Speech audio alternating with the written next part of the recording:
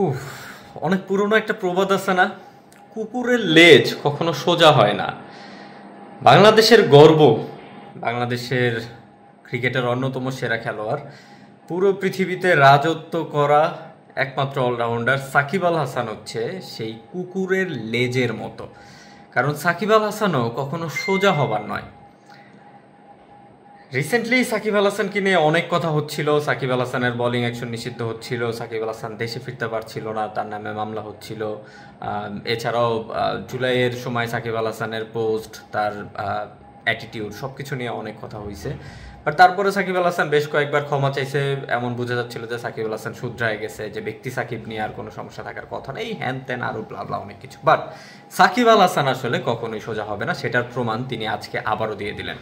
কারণ বাংলাদেশে একমাত্র সাকিব আল হাসানই রয়েছে যে সরাসরি বেটিং সাইটকে প্রমোট করে, এবং সেটা শুধুমাত্র টাকার বিনিময়ে। মানে সাকিব আল হাসানের কাছে যে সবচাইতে বেশি মূল্যবান হচ্ছে টাকা, এবং টাকার উপরে সে আর কোনো কিছুকে প্রাধান্য দেয় না।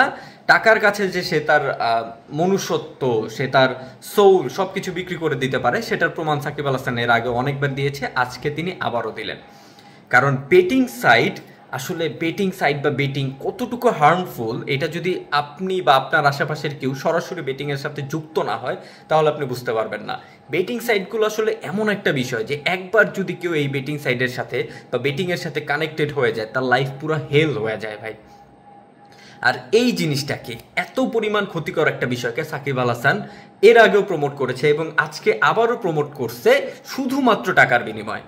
ভাই এখন আপনি বলতেই পারেন যে টাকার জন্য এতটুকু তো করাই যায়, তাহলে আমি আপনাকে একটা জিনিস ক্লিয়ার করে বলি, যে আপনারা যারা আমাকে চিনেন, আপনারা জানেন যে আমি ক্রিকেট নিয়ে কন্টেন্টটা একটু বেশি বানাই। সো ক্রিকেট নিয়ে কন্টেন্ট বানানোর কারণে আমার কাছে যেই পরিমাণে বেটিং সাইটের প্রমোশনাল ভিডিওর অফার আসে, মানে বেটিং সাইট প্রমোশন করার জন্য এত পরিমাণ অফার আসে বিভিন্ন বেটিং সাইট থেকে, এই সাকিব আল হাসান যেই সাইটের প্রমোটটা করছে না, সেই সাইট থেকেও পর্যন্ত এত পরিমাণ অফার আসে, এবং এত হিউজ টাকার অফার আমাকে দিছে, যে আমি যদি জাস্ট 4-5টা ওদের ভিডিও প্রমোশন করে দিতাম, জাস্ট 4-5টা, ভাই আমার এতদিনে গাড়ি হয়ে যেত।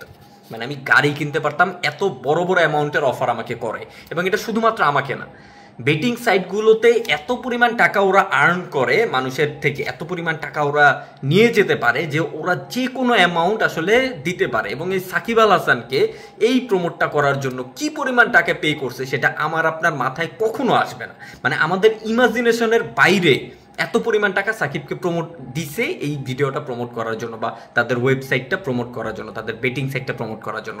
এবং সাকিব আল হাসান এর আগেও এই কাজ করছে, তারপরে বহুত কিছু হয়ে যাওয়ার পরে, এইরকম একটা সিচুয়েশনে থাকার পরও সাকিব আল হাসান ঠিক সেম কাজটাই করলো।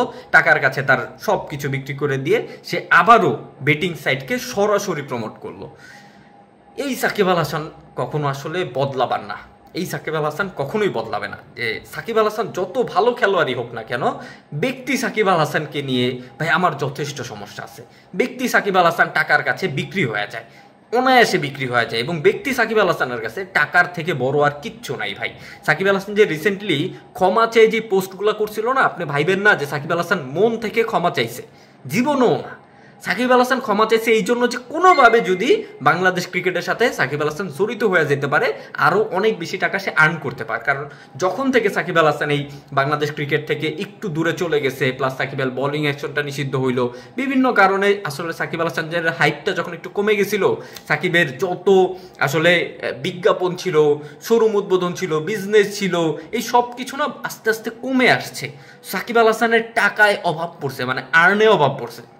সাকিব যে পরিমাণ টাকা কামাইছে সেইটা তো কমবে না, বাট সে যে পরিমাণ আর্ন করতেছিল সেইটার পরিমাণটা একটু কমে গেছে। এবং এই জন্য সাকিব আল হাসান আসলে পাগল হয়ে গেছিল যে কোনোভাবে এই জিনিসটা আসলে ঠিকঠাক করতে হবে। এই জন্য একটা পোস্ট লিখে দিয়ে দিছে। আবেগী বাঙালি মনে করছে সাকিব আল হাসান একেবারে দুধ দিয়ে গোসল করে একদম ধোয়া তুলসী পাতা হয়ে গেছে, সাকিব আল হাসানের আর কোনো দোষ নাই, তারা একদম ক্ষমা করে দাও। বাট ব্যক্তি সাকিব আল হাসান যে কখনোই শুধরাবে না, এবং টাকার থেকে বড় যে সাকিব আল হাসানের কাছে আর কিছু নাই, সেটা তিনি আবারও প্রমাণ করে দিলেন এরকম একটা বেটিং সাইটকে সরাসরি প্রমোশন করে। সাকিব আল হাসান